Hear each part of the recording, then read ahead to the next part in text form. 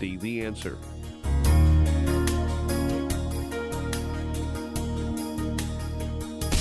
Now, from the Signature Bank Studios. If you're looking for the latest news, insight into what it means, and the sharpest opinion, there's only one station in Chicago where you can turn, and it's this one. We're AM 560, The Answer. Top of the morning, Dan and Amy. There have been some developments in the Biden Inc. inquiry, at least the inquiry being done by the House Oversight Committee, chaired by Jim Comer. Forthcoming testimony from both Jim, brother Jim, and son Hunter coming next month. Subpoenas issuing that would have Jim testify on December 6th and Hunter on December 13th. Republican representative from Michigan, Lisa McClain, was on with Maria Bartiromo yesterday to discuss this, what they're attempting to do and what they're still attempting to identify. One of those things, the linkage between money received and policy decisions made. It's incredible what your committee has been able to expose. So much information about these 20 shell companies that Joe Biden set up and his family set up while he was vice president, the 176 suspicious activity reports, the witness testimony, of course, all indicating or suggesting that there could be some serious crime here like bribery or money laundering. Have you been able to identify any actual policy changes that Joe Biden made as a result of getting money from China? The short answer is no. That under the last administration where it was just a bunch of hearsay.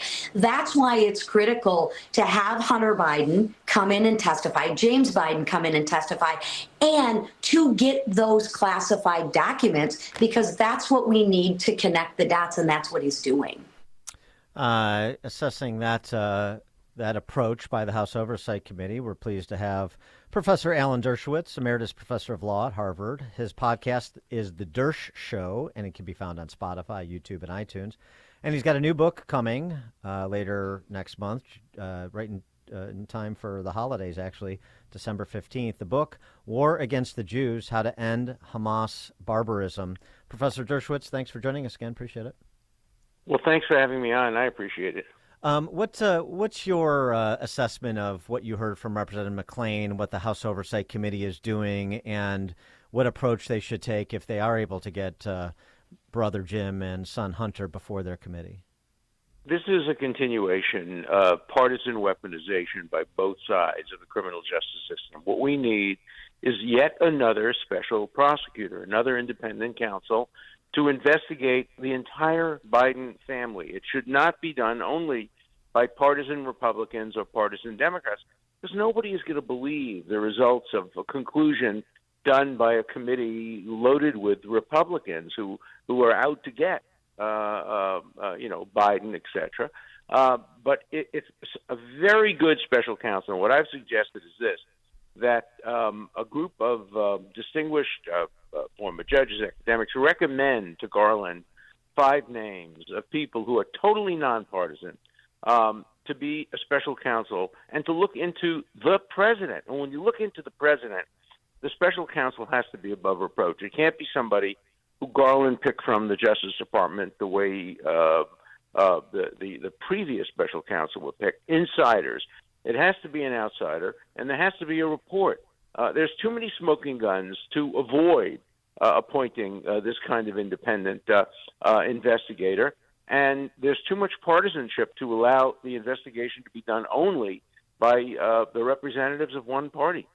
And what about the need? I mean, obviously, it would be nice if you could connect that dot, money taken and specific action taken as a result of money received.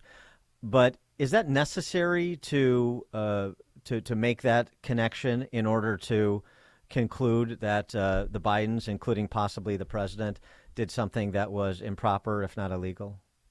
No, it's not necessary.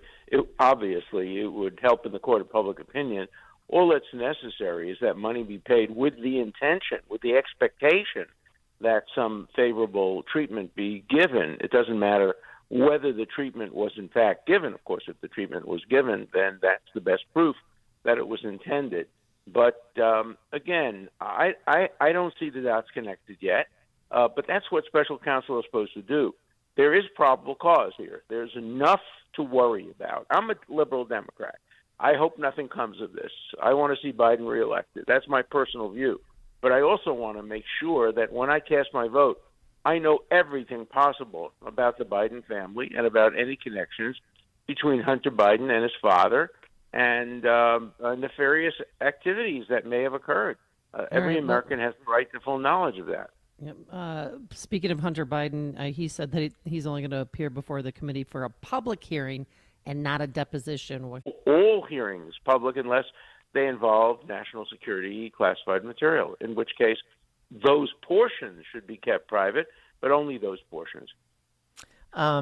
Before we get to your book, a column in the Wall Street Journal by Joe Epstein, who we've had on the show many times, columnist and author, he says American Jews are politically homeless again.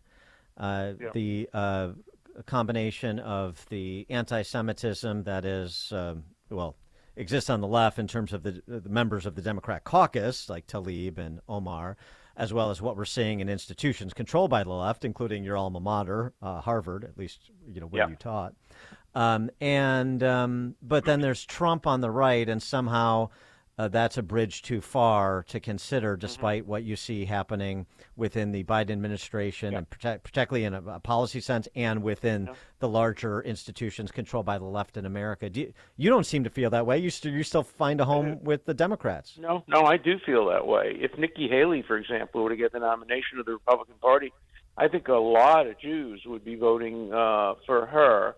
I like Joe Biden. I plan to vote for him, but I don't like Jamie Raskin. I don't like Senator Sanders. I don't like the Squad. I don't like the hundreds of people within the Democratic administration who have called for unilateral ceasefire. There's an awful lot of anti-Israel attitudes within the left of the Democratic Party. One reason I remain a Democrat, although I support the Republican policies on Israel generally, one reason I remain a Democrat is to try to have influence and try to marginalize the Sanders. If you want to get me to be a Republican, it's very easy. Just nominate Sanders to be president, and I become a Republican that minute. So I'm not a dyed-in-the-wool Democrat. I'm not as a policy. They actually call it the CNN policy. I call it the dead baby policy. It's very simple. They kill as many Jews as possible in Israel. They know that Israel will have to respond by going after the rockets, the tunnels, and the commanders. They hide these military things in among civilians. They know Israel will, no matter how much care they take, will kill some civilians, and they're ready to parade the babies in front of CNN and the New York Times, who misreport what's going on, who blame these dead babies on Israel rather than on the Hamas. I'll give you an example. If I go into a bank to rob a bank and the police come in and start shooting at me, and I take you as my hostage, and I'm shooting from behind you and I'm killing people, and the police aim at me, but they kill you by mistake, there isn't a legal system in the world that holds the policeman responsible for that killing. The hostage taker is responsible, just as Hamas is responsible for every single death of a human shield that takes place in Gaza. And the media just won't report that. If it bleeds, it leads. And so the dead babies are shown. Everybody sheds tears, as you should. And they blame it on Israel. And then Hamas wins. It wins the public relations war. And then just follow your shampoo. Wash, rinse, repeat. Wash, rinse, repeat. Hamas has been doing this now for 25 years without any stop. And they're going to do it again and again and again, as long as the New York Times and CNN report only on the dead babies and not on the fact that it's all Hamas's responsibility. Let's get back to Biden, though. You don't think President Biden has gone back on his promise to fully support Israel? I mean, he had a secret meeting at the White House with staffers who were upset with him and a group of Muslim Americans, and he apologized for excessive skepticism over the number of Palestinian deaths. No, he even said, "I'm sorry, I'm disappointed in myself." And you're still supporting him. He was totally dead, completely wrong. The data about Hamas deaths are completely distorted. First of all, Hamas says that 15,000 people, suddenly the number jumped from 12, 15,000 people, but they themselves don't distinguish between combatants and non-combatants. For all we know, 10,000 of them could be combatants. And so, no, Biden should not have done that. in my how many years, 60 years of voting for presidents since John Kennedy, I have never voted for a president with whom I have agreed 100%. I think that in general, Biden has been pretty good on Israel. Do I wish he hadn't had that meeting? Yes. Do I wish he hadn't talked about a ceasefire? Do I wish he hadn't said that Israel shouldn't go into the South? Yeah, I wish all of those things, and I think Trump would be better on that issue. Do you? Yeah, I mean, do you wish he would? Yeah? Well, do you wish he wasn't de facto underwriting the mullahs in Tehran with the lack of enforcement of oil sanctions, with cash for hostages? Yes. So I mean, Yeah, but that's the whole thing with I mean, I don't think I'm going to persuade you, but I'm going to push you a little bit. I mean, Bernie Sanders just says overtly what the Biden administration is doing subtextually. Yeah, but I believe in a woman's right to choose. I believe in gay rights. I believe in reasonable climate control, reasonable gun control, separation of church and state, a liberal, not a progressive, but a liberal Supreme Court. And so I incline to vote Democrat because the Republicans don't agree with those issues. If I were living in England, I'd vote Conservative because the British Conservative Party favors a woman's right to choose, favors gay rights, opposes capital punishment, does all the things, and they're the conservatives. I would vote for them in a minute. But in the United States, the Conservative Party has become too obsessed with social and religious issues. So I could vote for a Republican. As I said, I could vote for Nikki Haley.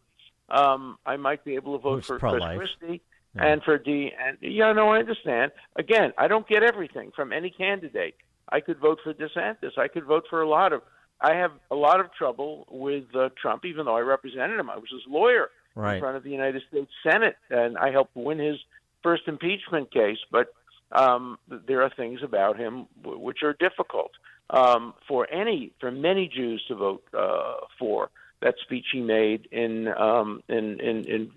West Virginia or wherever it was. There are other things. The only thing a democracy could do, but it's wrong.